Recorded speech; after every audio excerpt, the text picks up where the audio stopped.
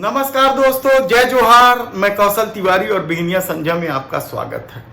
Bharatiya Janata party में क्या महिलाओं की जरा भी इज्जत नहीं है? क्या भारतीय जनता पार्टी में बेटी बचाओ बेटी पढ़ाओ के नारे को शून्य कर दिया है? क्या भारतीय जनता पार्टी ने तय कर लिया है कि वह बलात्कारियों के साथ ही खड़ी है?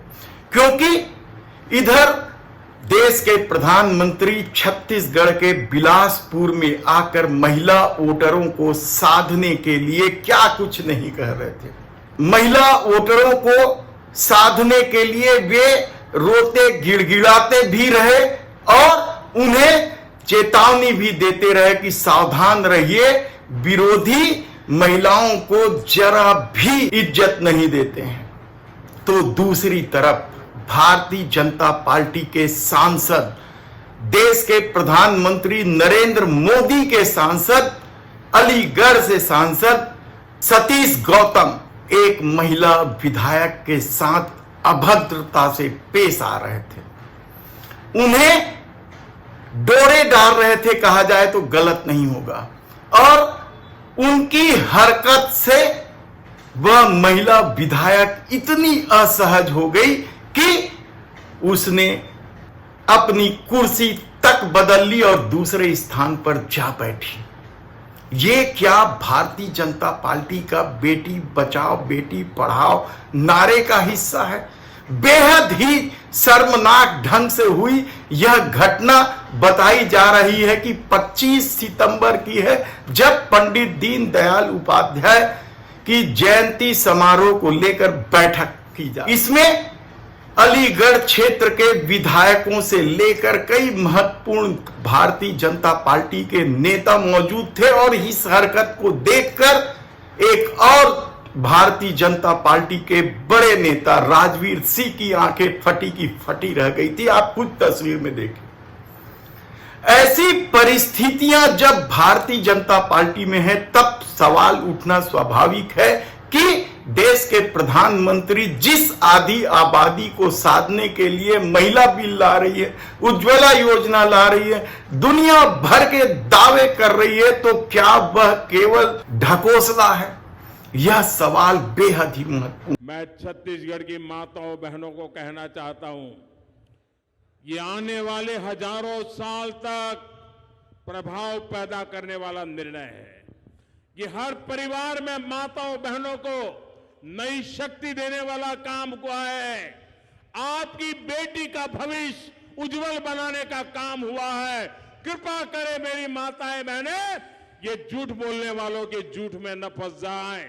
ये आपको तोड़ने की कोशिश करें, मत करना।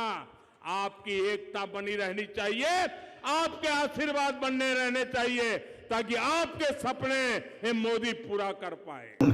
आप जब इस वीडियो को देखेंगे तो हैरान हो जाएंगे कि किस तरीके से सतीश गौतम पहले उस महिला विधायक के हाथ पर हाथ रखते हैं और जब उनके हौसले और बढ़ जाते हैं तो वह किस तरीके से उनके कंधे पे हाथ रखते हैं और महिला विधायक इस असहज स्थिति को भांपते हुए किस तरीके से सतीश गौतम को झटक देती। यह बेहद ही शर्मनाक है।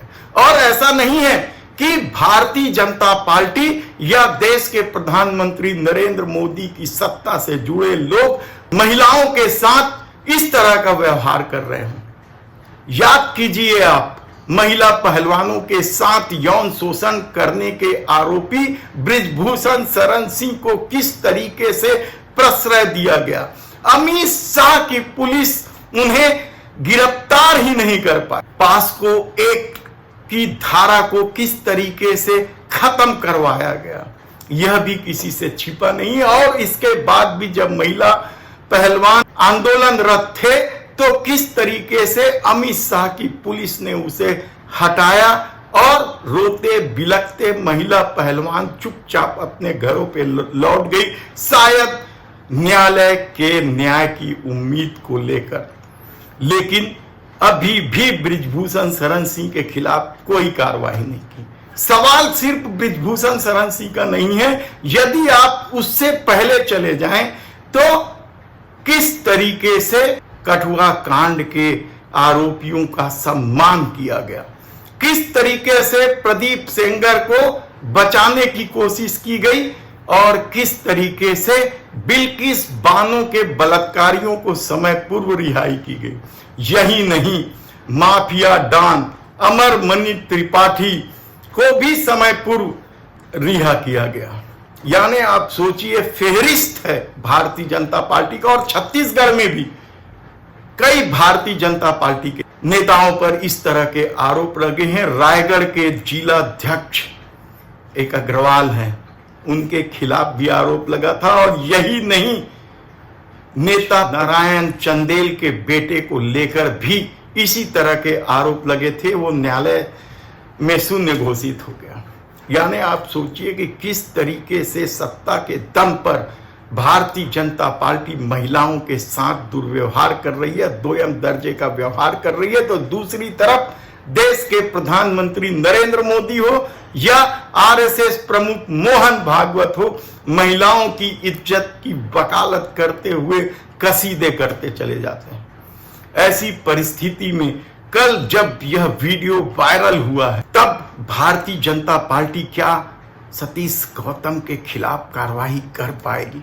हालांकि महिला विधायक मुक्ता जी ने इस मामले की कोई शिकायत नहीं की है, सिर्फ उन्होंने असहज महसूस करते हुए उनकी हरकतों की वजह से सीटें बदल ली थी। लेकिन यह एक चेहरा है, इसे आप पार्टी का चेहरा भी कह सकते हैं, तो कोई अचरज की बात नहीं है। लेकिन भारतीय जनता पार्टी ने इस वीडियो वायरल होने के बाद अभी तक इस मामले को लेकर चुप्पी साधे हुए है, पिछले कई महिलाओं के साथ हुए अत्याचार की तरह।